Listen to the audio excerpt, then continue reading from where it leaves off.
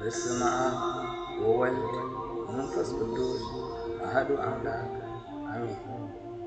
መቅጽልታ መጽሐፍ ጥበብ ሰሎሞን ምዕራፍ 16 ስለዚህ ድማ እዞም ህዝቢ እዚኦም ብከምዚ ዝኣመሰሉ ፍጥረታት ክጽዑ ማልያ ብዘይብሎም እንስሳታት ክሳቀዩ ግቡእ ነበረ።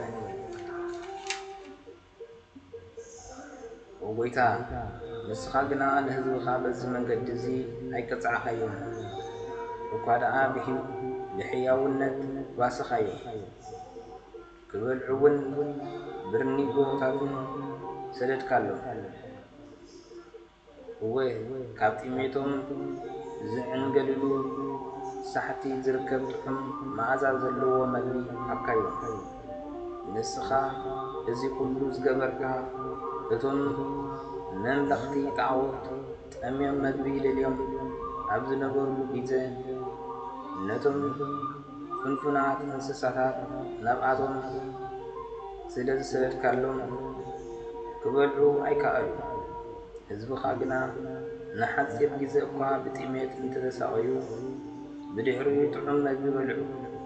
እዚ ድማ እዞም ጨቆንቲ ብስእነት መግቢ ብዘይ ምሕረት ክሳቀዩ ህዝብኻ ከዓ ጸላእቶም ከመይ ዓይነት ከም ዝተሳቀዩ ክርእዩ ናይ ግዲ ነበረ።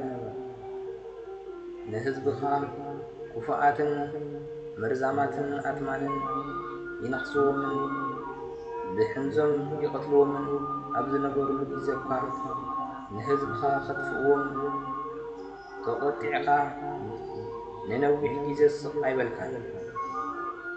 እዚ መከራ እዚ መጠንቀቕታ ምእንቲ ክኸውን ንቑሩብ እዋን ጥራይ ጸንሐ። ብድሕሪኡ ንትእዛዝ ሕግኻ ምእንቲ ከዘክሮም ምልክት ምድሓን ተመን ኣስራዚ ሃብካዮ። ሓደ ሰብ ኣብቲ ተመን ኣስራዚ እንተጠመተ ካብቲ ብተመን ዝተነኾሶ ይሓዊ ነበረ። እዚ ዝኾነ ድማ መድሓኒት ኩሉ ብዝኾንካ በኣኻ እዩ እምበር ብምርኣዩ ኣይነበረን።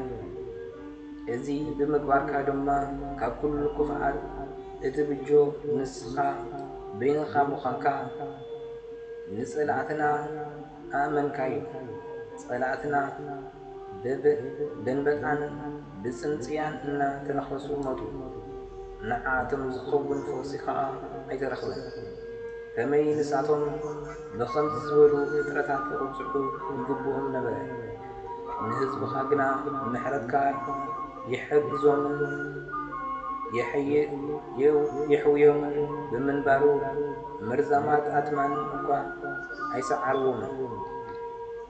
ትእዛዛትካ ንኽዝክሩ ተነኸሱ። ግናኸ ንዓኻ ፈጺሞም ምእንቲ ከይርስዑኻ እሞ ካብ ምሕረትካ ንርእሶም ምእንቲ ከይርሕቑ ብቕልጡፍ ደሓኑ። ዘሕውዮም ቅብኢ ወይ ፈውሲ ኣይነበረን። ወጎይታ እንደገና ብጥዕና ከም ዝነብሩ ዝገበሮም ቃልካዩ። እወ በቲ ንኹሉ ሰብ ዘሐዊ ቃልካዩ ዝሓወዩ። ኣብ ልዕሊ ሞትን ህይወትን ስልጣንን ዘለካ ንስኻ ኢኻ። ንሰብ እኳ ናብ ኣፍ ሞት ከተብጽሖን ክትመልሶን ክትኽእል ንስኻ ኢኻ። ውሱእ ሰብ ንገለ ሰብ ክቐትል ይኽእል ይኸውን፣ ግና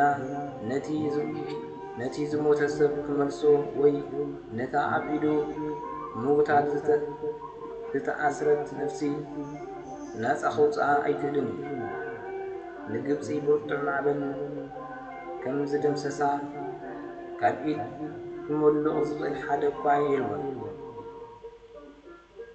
ነዞም ካሓቲ ንዓኻ ከም ኣምላኽ ምፍላጥ ዝኣበዩኻ ግና በቲ ዓብዪ ሓይልኻ ቀጻዕኻዮም። ዘሰንብድ ማዕበልን ማይን በረድን ኣርከቦም። ፈጺሞም ከዓ ብሓዊ ተለቕሚፆም ጠፉ።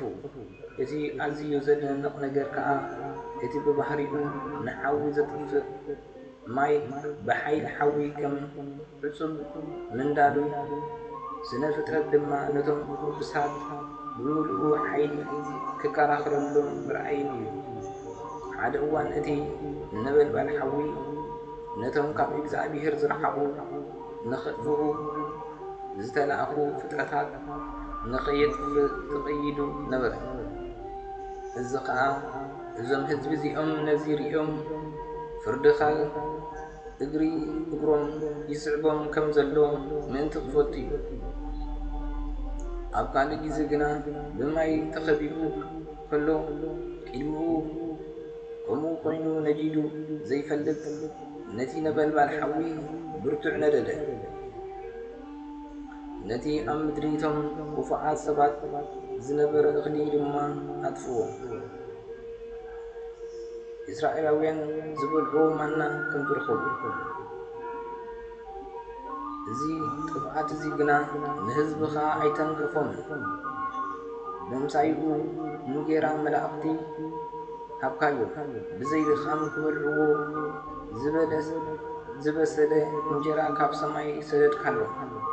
እቲ ንስኻ ዝሃብካዮም መግቢ ኩሉ ዓይነት ጣዕሚ ስለ ዝነበሮ ንነፍሲ ወከፎም ኣሓጐሶም። እዚ ኩሉ በቲ ዘየቋርጽ ፍቕርኻ ንደቅኻ ከመይ ከም ትሓልየሎም የርኢ። እዚ እንጀራ እዚ ንዝበልዖ ዘበለ ከምቲ ዝተመነዮ ዘጽግብ ንነፍሲ ወከፍ ሰብ ከምቲ ዝተመነዮ ጣዕሙ ዝለዋወጥ ነበረ። ኣብ ትሕቲ እቲ ልሙድ ኩነታት ከም በረድ ወይ ከም ኣሳሓይታ ዝብን መግቢ ነበረ። ሕጂ ግና ኣብ ቅድሚ ሓዊ እውን ኣይመኸኸን።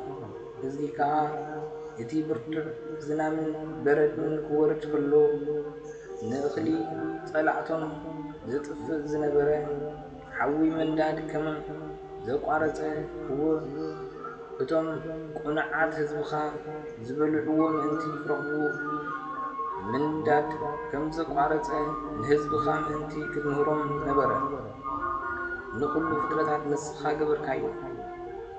እትእዘዞ ዘበለ ኩሉ ከዓ ይፍጸም። ፍጥረት ብምሉኡ ነቶም ክፉኣት ሰባት ብሓይሊ ይቖጽዖም። ምስቶም እምነቶም ናባኻ ዝወድቁ ሰባት ግና ሕያዋይ ይኸውን። ስነ ፍጥረት ነቶም ናባኻ ዝምህለሉ ከመይ ጌርካ ብልግሲ ከም ክትሓልየሎም ምእንቲ ከርኢ ብዙሕ ዓይነት መልክዕ ወሰደ። እዚ ዝኾነ ከዓ እቶም ንስኻ ተፍቅሮም ህዝቢ በቲ ዘብቅልዎ ከመይ ዘይተመገቡ ምእንቲ ክትምህሮም እዩ። ነቶም እምነቶም በኣኻ ዝገበሩ ሰባት ብሂወት ዘንበሮም ቃልካ እዩ። ከመይቲ ብሓዊ ዘይጠፍእ ዝነበረ ምግቢ እቲ ቀዳማይ ጩራ ፀሓይ ምስ ኣሞቆ መኸኸ።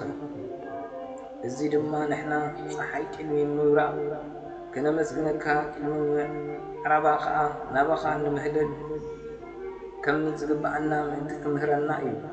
ምክንያቱ ናይቲ ዘየመስግን ሰብ ተስፋ ከም ኣፀሓይታ ክረምቲ ቀልጢፉ ክመክፍ እዩ። ከምቲ ንገለ ዘይጠቅም ዝራቅ ማይ ድማ ክጭንጓዕ እዩ።